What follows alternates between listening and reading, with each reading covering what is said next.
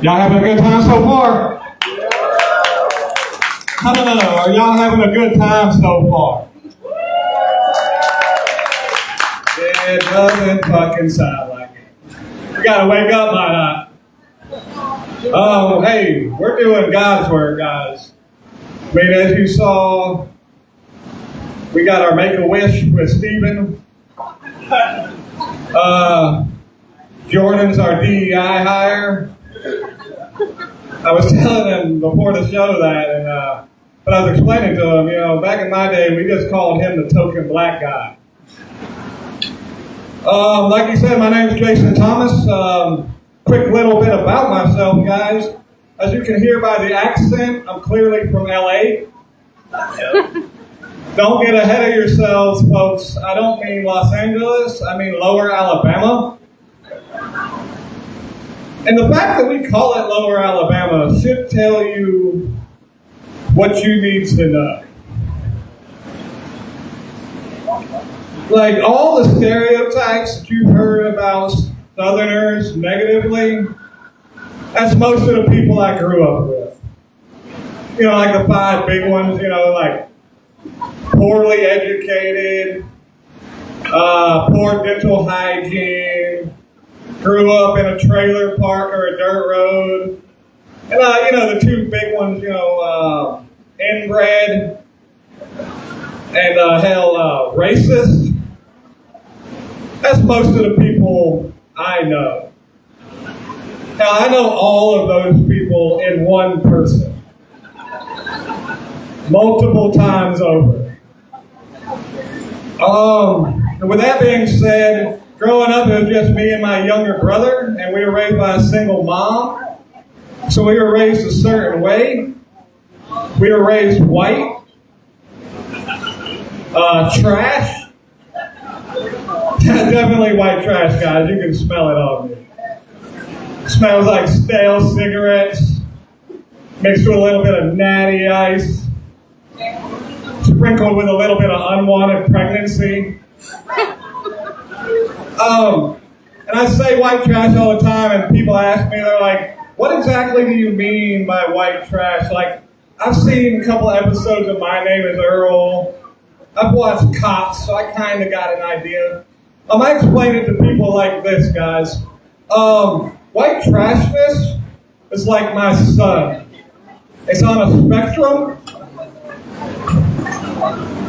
And people ask me, well, where do you fall? And I'm like, I'm pajama pants in Walmart, but not quite barefoot in the grocery store.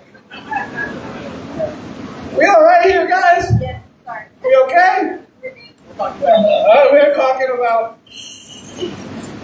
All right, everybody around you's laughing. You guys are carrying on. I can't focus. You good? We okay to move forward now, guys? All right, thank you. Like I said, you guys can tell I'm white trash. I'll give you a couple examples. Like, I'm the type of white trash. We used to go mud road riding in an 84 Cutlass. Like, I'm the type of white trash that showing up to court was always kind of like showing up to a family reunion. Let me really paint you guys this white trash picture. I drive a 92 Buick Century. Front bumper's pushed in a little bit. Got the Midwest rust between the doors. And the cherry on top of the white trash car cake is I've got a fucking clothes hanger as an antenna. Like I said, guys, I am a dad. Quick round of applause. We got parents in the room. Any parents in the room? Guys, I see more dead eyes and broken souls than that. Some of y'all just ain't proud of your kids. Let's try this again. Parents in the room. Let's hear it one time. I have my son is on the spectrum. He's autistic. He's right in the middle of the spectrum. Light of my life, amazing kid. I love him to death. But he still does some autistic shit. One of his favorite things to do is he'll run around the house and work out. He even still does, like the hump the ground, push up. And then he loves to come to me, Dad, look at my muscles. They're getting so big, right? I'm like, yeah, buddy. They're getting so big. And, seriously, I hope he sticks with working out. I really do. When he gets older, I'll take him to the gym. I figure we can go to Spectrum Fitness. On the spectrum, in the spectrum, to be with his people. He loves to dress up a lot, guys. He's got this costume. It's a Thomas the Train. And it's over the shoulder. It hangs around his waist. And it's got a smokestack, So, and then, but the costume is old. He wore it out. So a lot of times my son will be running around and that smokestack is tipped over. So my little white son is running around with like a medium black dick. Just walking all around the playground like this. And the weird thing is, nobody says anything, nobody's noticed. But there's one guy at the park that was like, yeah, buddy. It's like, I don't even think he's got any kids. Like, I've not even seen him with like a dog or any kind of animal. Like, get out of here, weirdo. Like, what are you doing? Speaking of my son, and I'm in my early 40s. Actually, I'll be 43 in 2 weeks from now, guys. And well, thank you, ma'am. I appreciate that. We could have saved that for the end.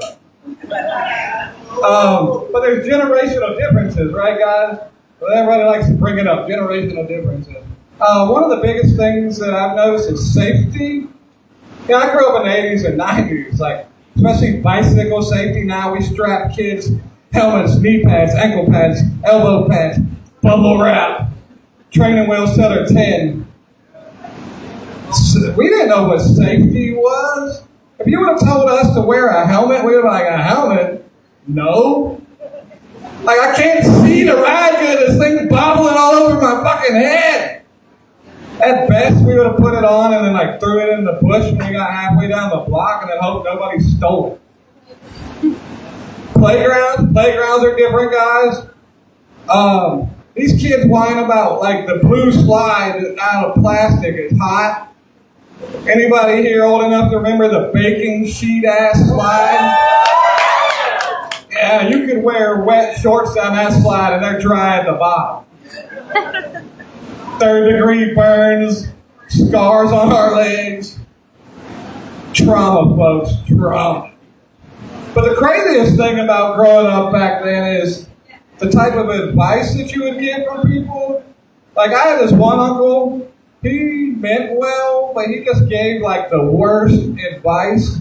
He would always start off good, and if he would just stop right here, like, he would say things like, don't do meth. Pretty sound piece of advice if he would stop right there. But usually he'd follow it up with something like, but if you do it with strangers. That way, if it goes sideways, they can't call the police on you. I had this other uncle, he just liked to say wild shit, like really, really wild shit. Like he used to call my black friends my get out of jail free cards. Wildest part is, he's black. He just knew where we lived. The thing is, too, about growing up,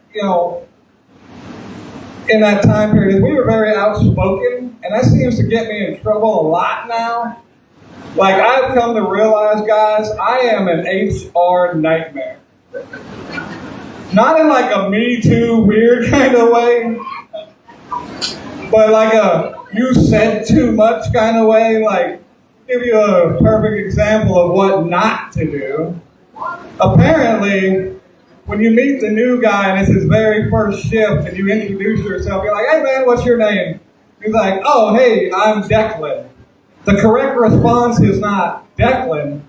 Well, that's a stupid fucking name. Also, guys, if you are talking sports with some of the guys and a young Mexican lady jumps into the conversation and says, well, me and my husband are Raiders fans. I repeat, do not say, well, you are Mexican, that lines up. That's an office visit 9 times out of 9. Most importantly, I learned this the hard way. Never, and I repeat, never, tell your supervisor, don't take your period out on me. Yeah, he did not like that. Ooh, he was so mad. All right, guys, I'm going to leave you on this note. I had a really weird comedic experience about 8 months ago. I did a show in a basement, guys. Not like the Comedy Cellar, like someone's basement. Like Buffalo Bill vibes, guys. These couple of guys rented a house, and they wanted to throw a party. They invited 2 comedians and 2 musicians, and they gave us comedians 5 minutes apiece. Well, we go downstairs, there's about 20 people in this basement, which should have been a red flag to begin with. They're all sitting around the walls, and the first guy goes up to do his comedy, and nobody looks up, nobody pays him any attention. He cuts himself short at about 3 minutes. He's like, dude, I don't know what the hell is going on. Well, come to find out, guys, that these gentlemen were also hosting a D&D tournament. At the same time, they wanted people to perform on a stage. I use the term stage loosely. It was 3 pallets stapled together with a carpet on top. So I decide I'm going to make the best of this situation. So I rush up to this karaoke machine microphone and I snatch it out. Like, hey guys, I know you're playing D&D, but I am the dungeon master now. I need the monopoly of your time for the next 5 minutes. I know it's a risk me saying all of this, but if you don't pay attention, I'll have you running for the chutes and ladders. I swear to God, I will sink your battleship. This is a real game of life. We're not in Candyland anymore. Let's get things started. I say all of this, guys, and out of the back of the room, this dude jumps up, and he is heated. He's like, hey, who the fuck plays Risk? We're a Stratego crowd. All right, guys, that's my time. Thank you very much. I appreciate it. Hope you're having a good time. Hey, real quick before I get out of here, though, I got this fancy HR Nightmare t-shirt, and I've got them for sale. If you guys are interested, you can see me after the show. Got them in gray and black. Thank you much. Continue to have a great time, guys.